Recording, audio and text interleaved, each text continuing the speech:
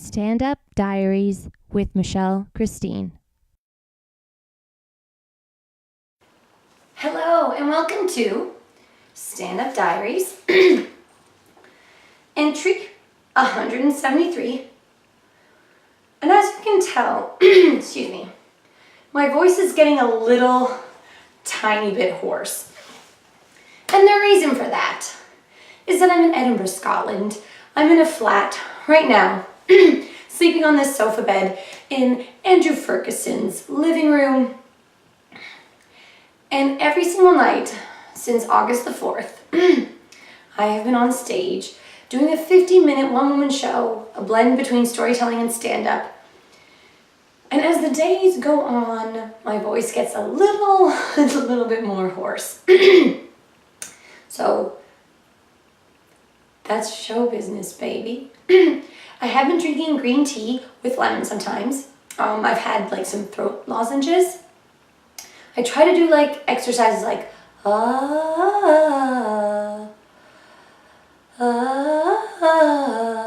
you can tell that there's parts of it that aren't super great.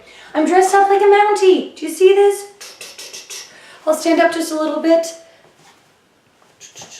This was the Mountie costume that I got way back from Jeremy Leaf, who I found on Reddit, and I could only find this costume for some reason on a UK online costume shop, posted on our United Kingdom on Reddit. Jeremy offered to let me ship it to him and then mail it to me in Los Angeles. And I've been wearing this puppy every single day, because I'm flyering all day. I'm at Spotlights, 22 George Street, from 9:50 to 10:45, excuse me, every day. And I should probably be resting my voice right now. But the thing about these stand-up diaries is I want them to follow me where I go and in what I do. And Edinburgh has been just an absolute treat. I do spend about 7 hours a day flyering, so standing outside of Spotlights. Where's my flyers? Here we go. So I got my flyers. 50% Scottish, 100% crazy, let's laugh. And on the back, it's kind of got a little bit about me, about the show, blah, blah, blah. So I stand outside and I flyer people. And at first, I kind of didn't really think too much about who I was flyering to. Obviously I wanted people to be interested in the show, and then I would go inside and print them off a ticket for the night's show. But I found now, I've had 12 full houses in a row, which is amazing. I've just marked the halfway point of my run. So I have 13 done now, 12 to go. And if I'm a little bit more selective on who I approach, and I'm very honest about what the show is about, I find that the audience vibe is so much better. So it's a blend of storytelling and stand-up. So I tell people that. I'm like, some parts will be serious, some parts will be silly, some parts will be funny, a few parts will be dirty.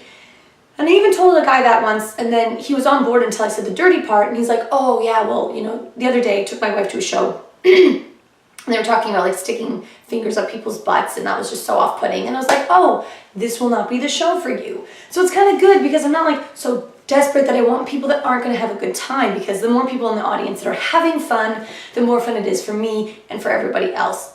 So that's super great.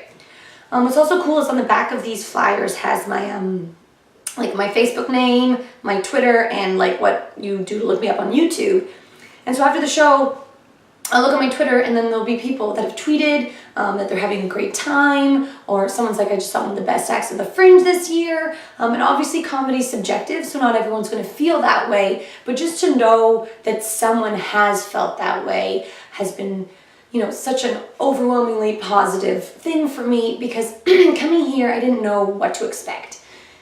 I thought, well, is it going to be hard to get 2 people to come to a show? Like, my venue fits 40 people with 10 seated seats in the front. It's called the Innovate Space, either Innovate Space or Innovate Studio, something like that. And it's in the basement of the Edinburgh Royal Society, something like that. It's kind of a pop-up venue where before they do a lot of lectures, and then they obviously pop up as a Fringe venue, and that's why we're there. So Yeah, so it's 40 seated seats, 10 on the floor. And what's been great is that because it's a free show, you'll always have no shows. That always happens. But when I get rid of all of the tickets in the day, there's always walk-ins that didn't realize that the show is ticketed. So it kind of balances it out. And we've never had to turn, other than yesterday, and one of the first few shows before we kind of got a good system going, is we haven't had to turn people away at the door, which is really nice. But yesterday, so I talked to, it was like this giant group of German people here on like a kind of like a Boy Scout, Girl Scout thing, but it's co-ed. So all 12 of them wanted to come. And then yesterday I realized, oh, they're actually not in the audience, but the audience was full.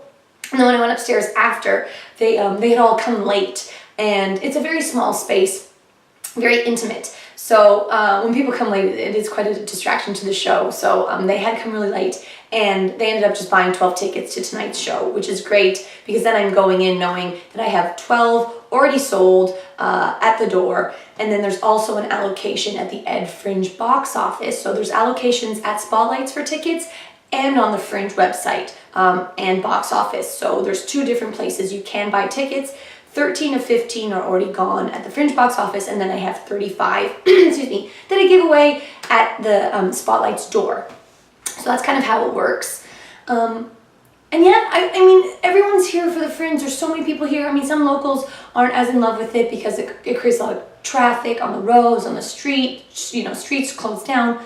But I think overall, it's just got such an alive vibe. I'll be walking home and, you know, it's 3 o'clock in the morning and people are dancing in the street and music's going off. The buskers are top notch. I'm always tipping them because I tip my hat at the end of the show. And people have been so generous so that when I'm walking home and I hear buskers that are great, I throw them a bit of money too. Excuse me. And I have a friend that's here that I met on the plane. Her name's Lourdes. And she was here to see Puddle's Pity Party and bought 25. She bought every single ticket to his night's run. I think it was over $500, and came from Los Angeles all the way to Edinburgh to see Puddles, which I think is like absolutely crazy. But in the same way, like, wouldn't it be kind of cool to have a fan that would literally fly across an ocean and see every one of your shows at the Fringe? So I've been helping her out a little bit. And yeah, it's been just an absolute blessing being here because I didn't know how it was going to go. It could have gone really bad, but I am determined, and especially now that I'm on this streak of selling all the tickets, each day, that's my mission. I get up, sometimes I'm there at 12, sometimes I'm there at 1 or 2, and then I flyer all the way up until my show, which starts at 9:50. And yes, it's causing me to lose my voice just a little bit, but I came a long way to do this, and knowing that every day I'm getting better and I'm growing as a comedian, doing all this tremendous stage time and meeting people from all over the world. Like I mentioned, Germany. I've had people from Spain, Italy, New Zealand, Australia, America, Canada, Finland, Norway, where else? Czech Republic, anywhere else? Ireland, Scotland, of course, England. I'm trying to think if someone else has come. India, China. So that's the coolest part, is that I have people being like, oh, well, if you ever come to the Adelaide Fringe Festival, I live 6 kilometers from there, you can stay with me. So that's been one of the best experiences, is all the different people that you meet.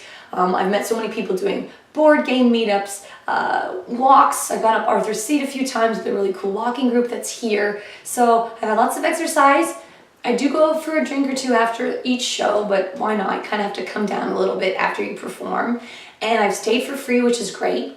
The first guy was from Reddit, and the second guy that I'm staying with now, also from Reddit. I did like a meetup group to a bar, and so he's letting me stay for free because the venue was really, really expensive, but because I've been able to stay for free and eat like super, super cheap, it kind of balances out a little bit. And I definitely want to come back next year, like absolutely and completely. So now I'm going to end this because my voice is going to go super, super hoarse, and I do have to try to protect it a little bit for talking to people on the streets of Edinburgh outside of George Street in my wonderful Mountie costume. But I'm really having the time of my life. I'm so glad that I'm here, and I took the plunge, and I can't wait to go to Melbourne for their Fringe Festival right after this. So this has been your next edition of Stand Up Diaries, the most hoarse of them all, and hopefully the most hoarse they ever will be, but that's probably not going to be true. And you have yourself a wonderful day.